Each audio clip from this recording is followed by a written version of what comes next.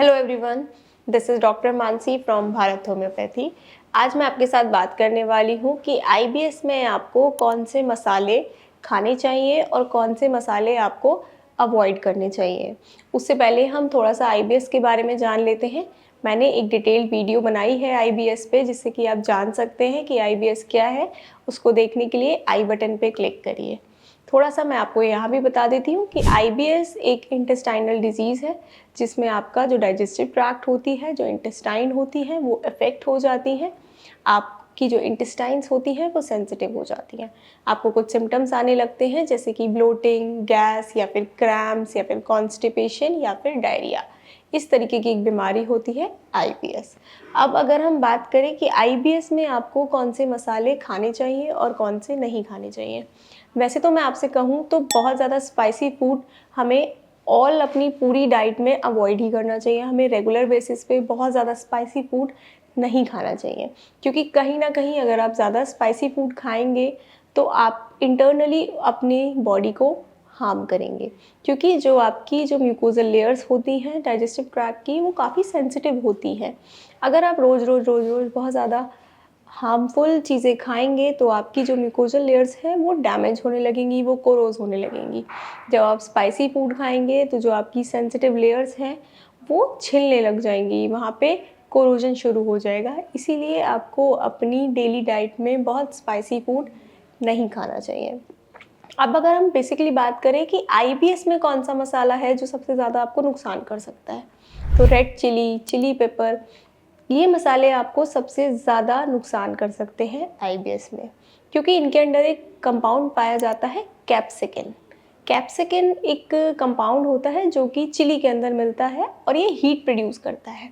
अगर आपको आईबीएस है, आपकी जो इंटेस्टाइनल लेयर्स हैं वो ऑलरेडी बहुत ज़्यादा ट्रिगर्ड हैं, वो सेंसिटिव हो रखी हैं, और अगर आप उस टाइम पे रेड चिली खाओगे, उसमें जो कैप्सिकिन प्रेजेंट होता है वो और हीट प्रोड्यूस करेगा और आपका जो आईबीएस है वो फ्लेयर अप कर जाएगा, वो ट्रिगर कर जाएगा। इसीलिए भूल कर भी आपको रेड चिली, अगर आप आईबीएस के पेशेंट हैं तो आपको नहीं खानी है। अगर हम उसी तरीके से बात करें तो एक होती है गार्लिक, गार्लिक होती है लहसुन। लहसुन भी आपको अवॉइड करनी है। क्यों? क्योंकि लहसुन में भी फॉडमैप्स पाई जाती हैं। फॉडमैप्स एक कंपाउंड है, एक कार्बोहाइड्रेट कंपाउंड है, जो कि डाइजेस्ट करने में बहुत ज़्यादा दिक्कत होती है, बहुत ज़्यादा टाइम लगता है कह लो।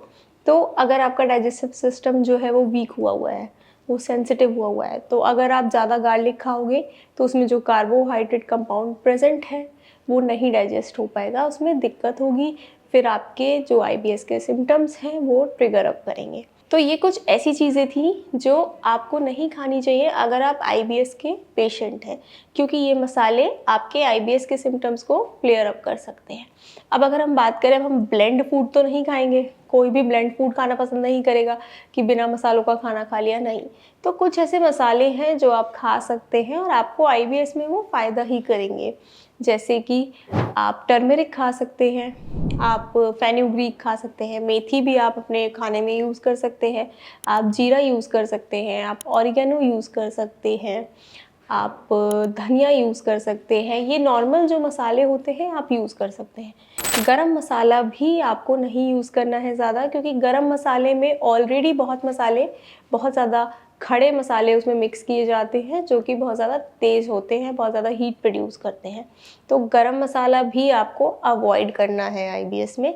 जो नॉर्मल मसाले होते हैं, जैसे कि मैंने आपको बताए ही अभी, धनिया हो गया, हल्दी हो गई, मेथी हो गई, ऑरिगेनो हो गया, ये सब चीज़ें आप, अजवाइन हो गई, ये चीज़ें आप खा सकते हैं। ये आपको डाइजेशन में फ़ायदा भी करेंगे और ये आपको कोई हार्म नहीं करेंगे आपके आईबीएस में।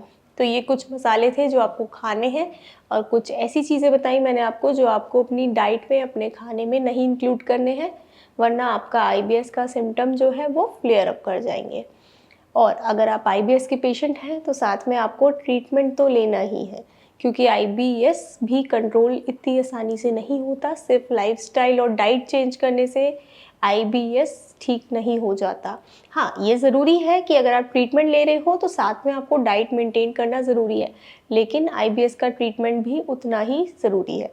उसके लिए आप भारत होम्योपैथी में संपर्क कर सकते हो। यहाँ पर पूरी एक टीम है आईबीएस के डॉक्टर्स की, जो आपको आपके हिसाब से, आपके सिम्टम्स के अकॉर्डिंग आपको ट्रीटमेंट देगी और आपका आईबीएस को बहुत अच्छे से मैनेज किया जाएगा, ठीक किया जाएगा।